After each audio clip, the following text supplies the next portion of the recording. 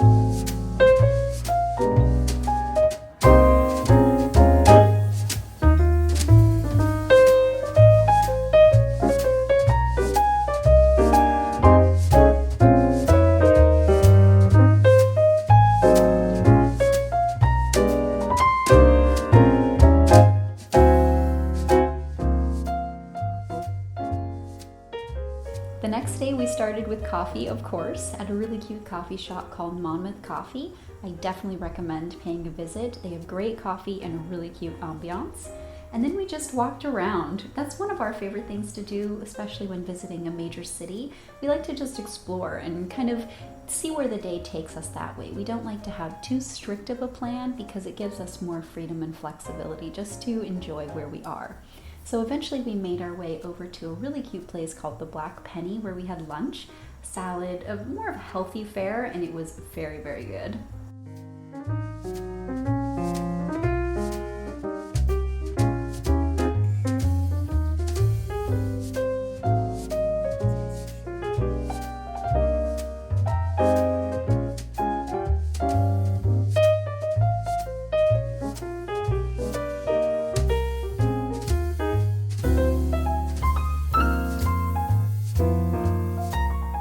After lunch, we had a quick little sweet treat and then did more exploring and sightseeing, and that eventually led us to the British Museum.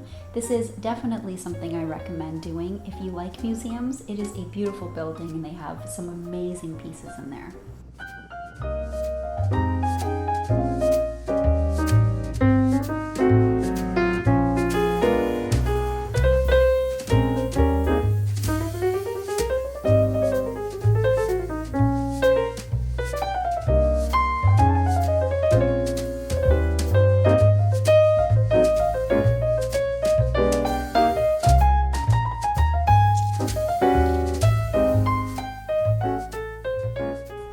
And for dinner, we had pasta, which was absolutely delicious.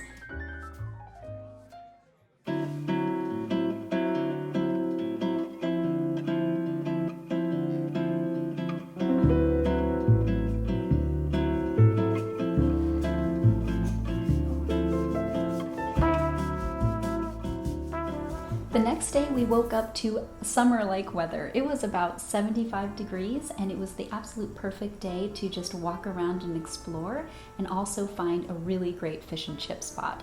So we ended up going to the chipping forecast and it was hands down the best fish and chips I've ever had. I cannot recommend it enough. It was very reasonably priced, the staff was delightful, and the food was just incredible. And then we walked around and eventually got more food because that's one of our favorite things to do on vacation. And we just took in London and really just enjoyed being there.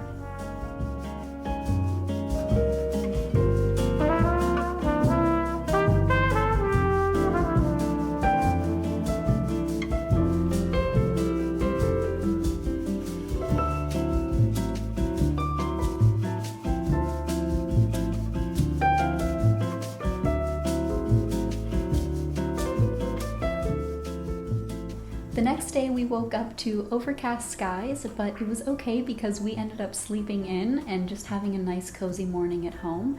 While we were doing that, I filmed Get Ready With Me. I'll link it somewhere here for you.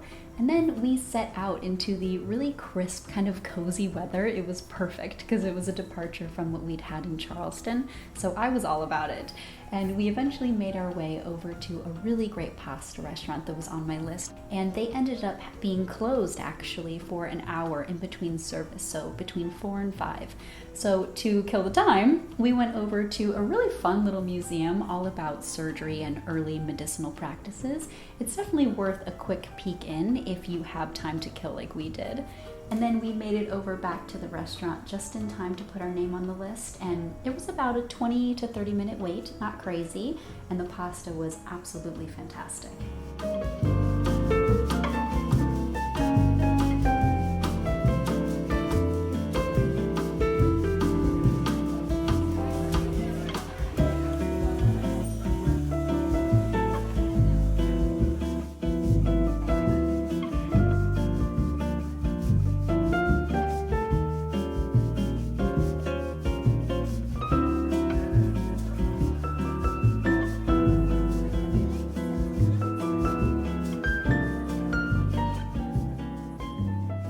Because we love museums, we really wanted to visit the Victoria and Albert Museum, and we ended up going and spending a decent amount of time, but honestly, you could spend multiple days there if you wanted to.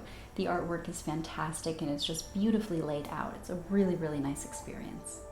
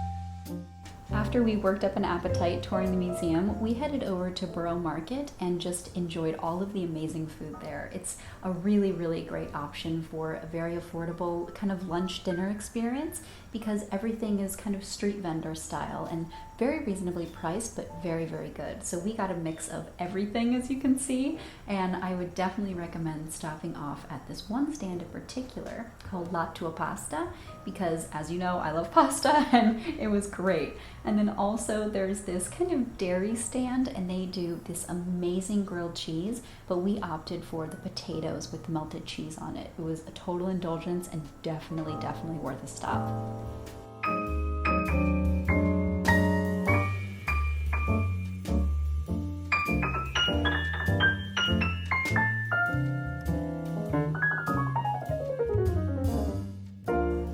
For some reason, this day ended up being our food day, and it was kind of like a mini food tour of London in a sense. So once we were done with Borough Market, we did some little shopping. I hopped into Boots. I got some fun stuff that I'll share in an upcoming video.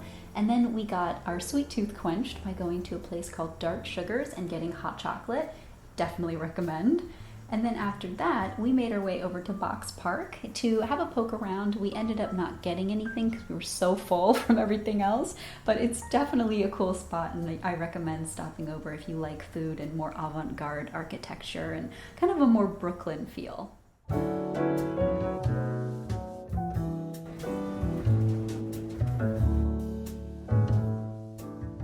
No trip to London would be complete without a stop to Harrods, and so many of you recommended it, so we made our way over there and just poked around for a bit, got some souvenirs for family, and it's just a really, really nice spot. It's a really beautiful department store, and I definitely recommend popping in.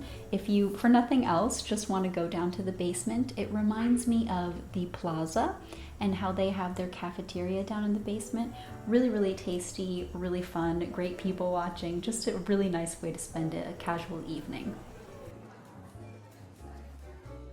Once we were done with Harrods, we continued our food tour of London with a stop at a pub. We ended up going to one called The Harp, and it was really cute, very relaxed and cozy inside, very friendly, and the beers were wonderful. And then from there, we went over to a restaurant called Dishoom. This is one of the most recommended restaurants from all of you when I asked for recommendations, and it is definitely worth it. If you love Indian food, you need to go to this restaurant. Just definitely go on an off time, because when we went during a busy time, there was about a 3-hour wait. When we came back during an off time, like we did on this night, it was about a 30-minute wait, which I think is very reasonable for the food and the atmosphere.